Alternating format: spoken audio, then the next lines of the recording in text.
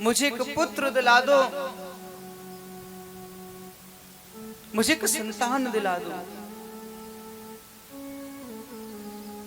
संत कहने लगे, ब्राह्मण क्या करोगे पुत्र लेकर?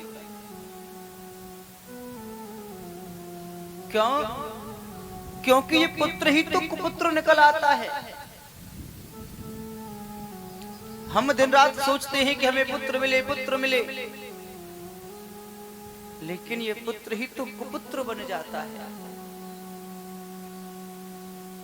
पूत सपूत तो क्यों धन संचय, पूत कपूत तो क्यों धन संचय। अगर पुत्र सुपात्र है तब भी धन की चिंता को छोड़ देना चाहिए। अगर पुत्र कुपात्र है तब भी धन की चिंता को छोड़ देना चाहिए। क्यों? क्योंकि सुपात्र के लिए जोड़ना क्या और कुपात्र के लिए छोड़ना क्या। कितना भी आप जोड़कर चले जाना, कितना भी छोड़कर चले जाना, अगर पुत्र खराब है, गलत रास्ते पर जाता है तो सब धन को नष्ट कर देगा। और पुत्र अच्छा है, पुत्र सुपुत्र है, सुपात्र है, उसके लिए आपके पास में कुछ भी ना हो, वो अपनी मेहनत से बना लेगा, अपनी मेहनत से बना सकता है।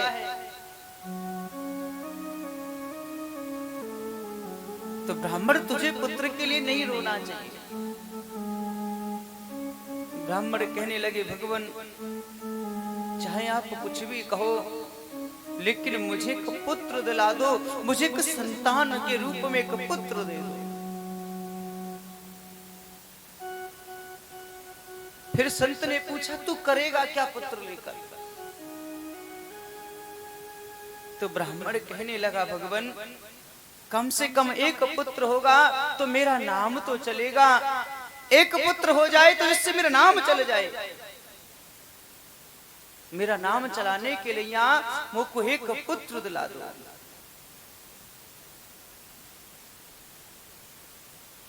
तो संत कहने लगे, संसार में ऐसा कौन सा पुत्र हुआ है जिसने अपने पिता का नाम चलाया हो? इस संसार में ऐसा कोई पुत्र हुआ है जिसने अपने पिता का नाम चलाया हो? कोई नहीं हुआ। यहां तक हम भगत सिंह को, चंद्रशेखर आजाद को, भीष्म पितामह को, कर्ण को, इन सबको जानते हैं तो केवल इनके ही नामों से जानते हैं।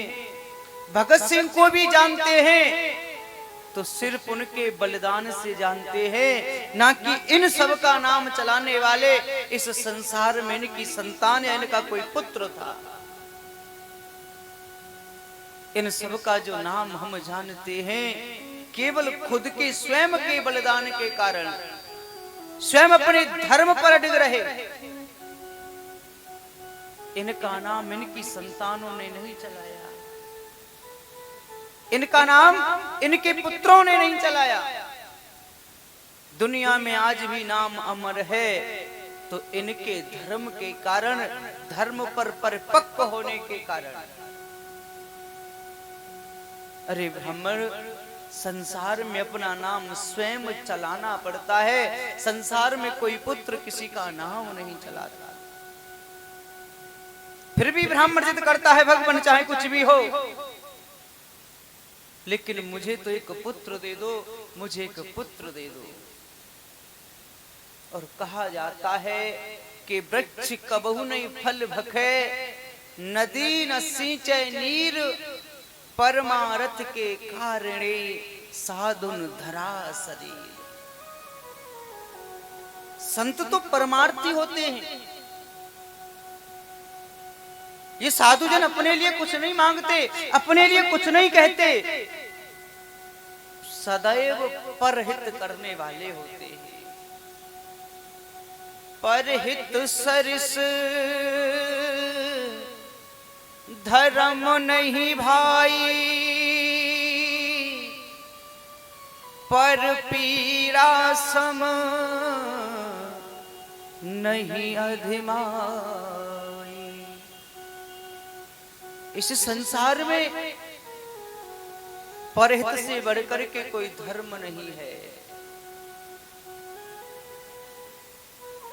किसी के काम जो आए उसे इंसान कहते हैं, पराया दर्द अपनाए उसे इंसान कहते हैं। दूसरे के दर्द को अपना दर्द समझने वाला ही संसार में इंसान होता है।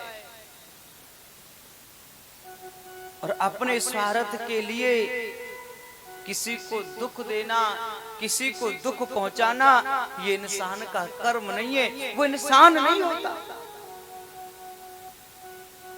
यूं भरने को तो दुनिया में पशु भी पेट भरते हैं। यूं भरने को तो दुनिया में पशु भी पेट भरते हैं, जो बांट करके खाए उसे इंसान कहते हैं।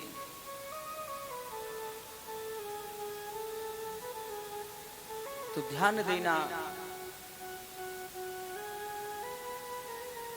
संत ने कृपा की एक फल दे दिया और उस फल को लेकर के अपनी पत्नी को दिया। पत्नी से कहा, लो ये फल खा लो। धुंधली ने देखा ये फल है, सोच में पड़ गई, क्या कोई फल से संतान होती होगी? ऐसे फल से पुत्र हो जाए तो ना जाने कौन कितने फल खाए और रोज पुत्र पर पुत्र हो, सबके संतानें हो, इस संसार में फिर पीड़ा ही ना हो। जो पुत्रों के लिए तरसते हैं उनको भी पुत्र मिल जाए। पता नहीं ये किस किस के बहकावे में आ जाते हैं, पर मैं इस फल को नहीं खाऊंगी। उस फल को धुंधली ने गाय को डाल दिया और एक पुत्र अपनी बहन से ले लिया और उस पुत्र के बदले में बहुत सारा धन दे दिया। लेकिन ध्यान देना, धुंधली ने तो पुत्र को ले लिया, मगर गाय ने एक पुत्र को जन्म दिया। और गाय ने जिस पुत्र को जन्म दिया ना, उस पुत्र के जो कान थे केवल वही गौ के समान थे, बाकी मानव का रूप। गाय ने जिस पुत्र को जन्म दिया वो इंसान था। इस चमत्कार को देख करके गांव वाले आने लगे और आत्मदेव से कहने लगे, आत्मदेव तुम्हारे घर देखो कितनी खुशियां हैं। तुम तुलसी का वृक्ष लगाते थे, वो बिरवा सूख जाता था। आज तुलसी का बिरवा सूखा नहीं, आज तो देखो तुलसा भी हरी भरी रखी हुई है और तुम्हारे घर में दो दो पुत्र हैं। कैसी हरियाली छा रही है, कैसी हरियाली छा रही है। आत्मदेव कहते हैं ये सब उस संत का प्रसाद है, ये सब उस संत का प्रसाद है। संत की कृपा से हमें यह पुत्र रत्न प्राप्त हुआ। तो धुंधली से कहा, धुंधली अब हम इन पुत्रों के नाम रख लें। धुंधली कहने लगी, देखो ये पुत्र तो मेरा है, इसे मैंने जन्म दिया, ये पुत्र मेरा है, तो इस पुत्र का नाम तो मैं रख लूंगी, लेकिन जो गाय से उत्पन्न हुआ है ना, वो गाय तो तुम्हारी है, तुम उसका नाम रख लो।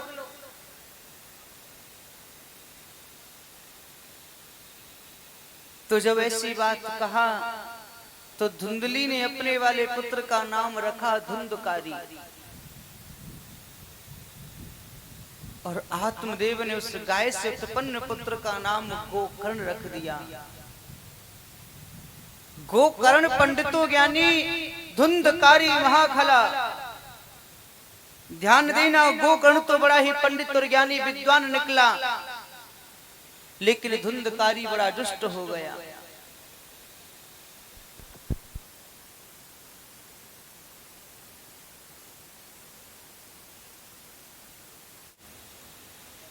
उन दोनों पुत्रों के नाम बताए। गाय से उत्पन्न पुत्र का नाम गोकर्ण है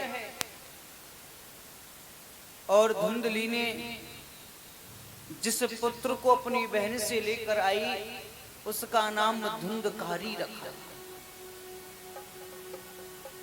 गोकर्ण पंडितो ज्ञानी, धुंधकारी महाखल।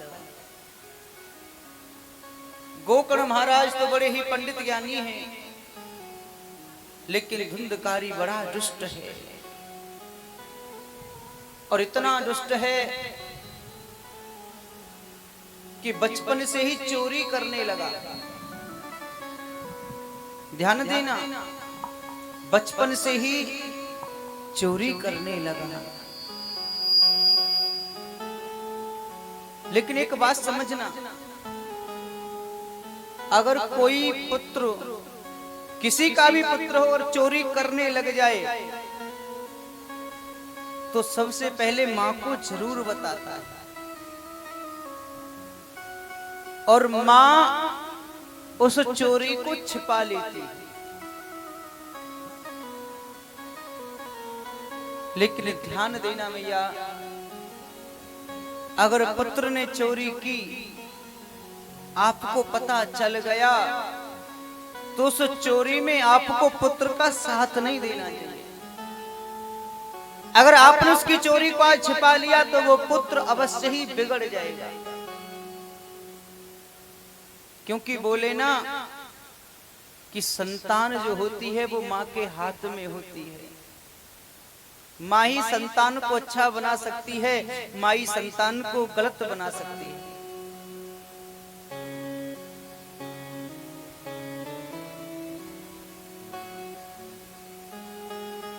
और मैं देखता हूं आजकल वृद्ध आश्रम में अधिक से अधिक माताएं हैं, अधिक से अधिक माताएं वृद्ध आश्रम में हैं। ऐसा क्यों? और एक बात और ध्यान देना, जितने भी वृद्ध आश्रमों में बड़ी बड़ी बुजुर्ग माताएं रह रही है, उन आश्रमों में गरीब माताएं तो 1% हैं, ओनली 1% है। बाकी 99% माता बड़े बड़े धनवानों की माँ है। ऐसे ऐसे पैसे वाले बताती हैं कि मेरा बेटा विदेश में डॉक्टर है, मेरा बेटा इंजीनियर है, लाखों के कमाता है, लाखों कमाने वाला है मेरा बेटा। लेकिन पूछा जाए मैया फिर तुमको वृद्ध आश्रम में क्यों छोड़ गया? उसको समय नहीं मिलता, मेरी देखरेख नहीं हो पाती, मुझे देखने वाला कोई नहीं है। और मैयाएं जब संतान को जन्म देती हैं तो पुत्र से उम्मीद करती है कि ये मेरी सेवा करेगा, लेकिन उस पुत्र को सेवा के योग्य बनाती कहां है? उस पुत्र को सेवा लायक कहां बनाती है? उसके सारे अवगुणों को छुपाने लग जाती है मां। और जब अवगुणों को छुपाती हो ना, तो किसी ने कहा भी है कि अगर ईंट मारोगे तो छींट खाओगे। ये बात सत्य है कि घड़ती नाम दरोगा पड़े। चोरी भी करेगा तो पहले घर से करेगा, बाहर तो बाद में जावे। और मैया तुम अवगुणों को छुपाओगी तो ध्यान देना, उन अवगुणों को तुम्हें पहले भुगतना पड़ेगा, आपको भुगतना पड़ेगा। और ऐसा ही हुआ जब धुंधकारी बड़ा हुआ, चोरी करने लगा, जुआ खेलने लगा, शराब मदिरा पान करने लगा, कुसंगतियों में पड़ गया, मैया से पैसे मांगने लगा। मैया परेशान हो गई।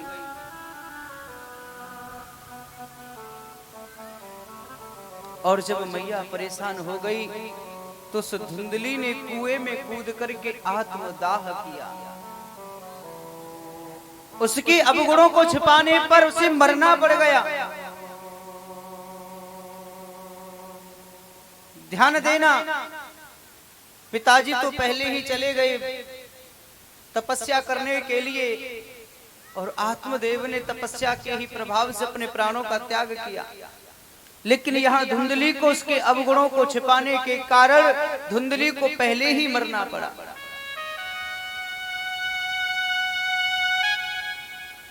और जब यह बात गोकर्ण जी को पता चली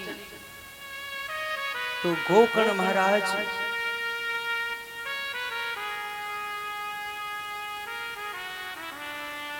उनका पिंडदान करने गए। और जब पिंडदान कर रहे थे ना, तो ध्यान देना, उनके कानों में एक आवाज और पहुंचती है। क्या? कि धुंधकारी अपने घर पर वैश्याओं को लेकर आया है और उन वैश्याओं ने सोते हुए धुंधकारी को चारपाई से बांधकर और उसके मुख में गर्म अंगारे डाल करके उसे मार दिया और मार करके नदी में बहा दिया है। जब इस बात को सुना है तो उन्होंने धुंधकारी का भी पिंडदान किया। सबका पिंडदान करने के बाद में वापस आए और जब सबका पिंडदान करके वापस आए तो यहाँ जिस घर में आत्मदेव रहते थे, धुंधकारी रहता था, उस घर को साफ सफाई की और शयन करने लगे। लेकिन रात्रि का समय है और जब शयन कर रहे हैं तो सोते हुए और गोकर्ण को देख करके जो धुंधकारी मारा गया था उसे प्रेत योनि प्राप्त हुई और वो प्रेत बन करके गोकर्ण महाराज को जगाने लगा। जब गोकर्ण महाराज को जगा रहा है तो गोकर्ण महाराज देख रहे हैं कि कभी कोई बकरा बनकर के आता है, कभी कोई भैंसा बनकर के आता है, कभी किसी प्रकार का जानवर बनकर के और मुझे डराने की कोशिश कर रहा है। तरह तरह की डरावनी आवाजें निकल रही थी।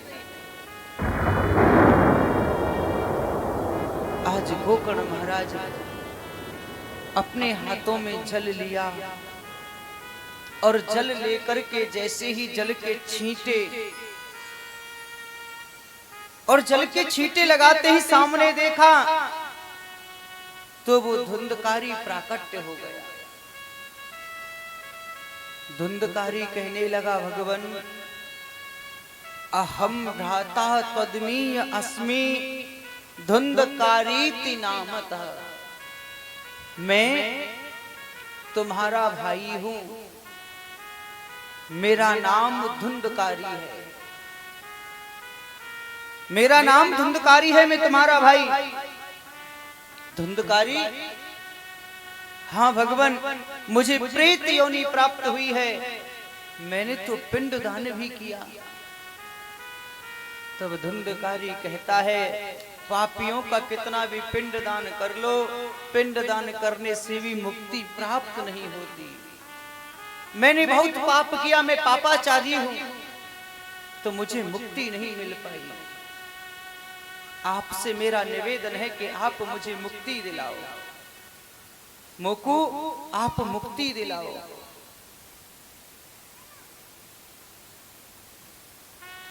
तो प्रातः काल गोकर्ण महाराज सूर्यदेव भगवान का चिंतन करते हैं। सूर्यदेव के आदेश को पाकर के श्रीमद् भागवत कथा का आयोजन कराया और एक बांस खड़ा हुआ था, उसमें धुंधकारी का आवाहन किया। उस बांस में धुंधकारी प्रवेश करता है तो सप्तदिवसीय कथा का रसपान कराने लगे। प्रथम दिन जब भागवत कथा का रसपान कराया तो एक ग्रंथि टूट गई। लगातार जब 7 दिन तक भागवत का रसपान कराते हैं तो 7 दिवसों में 7 ग्रंथियां टूट जाती हैं और जो धुंधकारी प्रेत बना हुआ था आज बड़ा ही सुंदर रूप धारण कर और प्राकट्य हो गया। और जैसे ही सुंदर रूप में प्राकट हुआ तो सभी देखने लगे ये कौन है। तो वो धुंधकारी कहने लगा मुझे भूल गए, मैं तुम्हारा भाई धुंधकारी हूं, मैं आपका ही भाई हूं धुंधकारी। आपने मुझ पर कृपा की, मैं प्रेत योनि से मुक्त हो गया। धन्यम श्रीमद् भागवत प्रेत पीड़ा निवारिणी। धन्य है श्रीमद् भागवत के लिए जो प्रेतों की पीड़ा का निवारण करती है।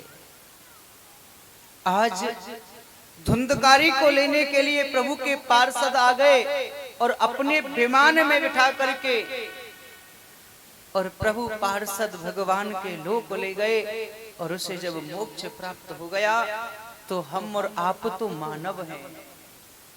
जब एक प्रेत को भी उसकी पीड़ा से भगवान की कथा तार देती है तो हमारी तुम्हारी नहीं सुनेगी, हमारी भी सुनेगी और वो भगवान हमारी भी अवश्य सुनेगा। लेकिन सुनेगा कब? जब हम उस पर विश्वास रखेंगे। विश्वासो फलदायकम। श्री राम।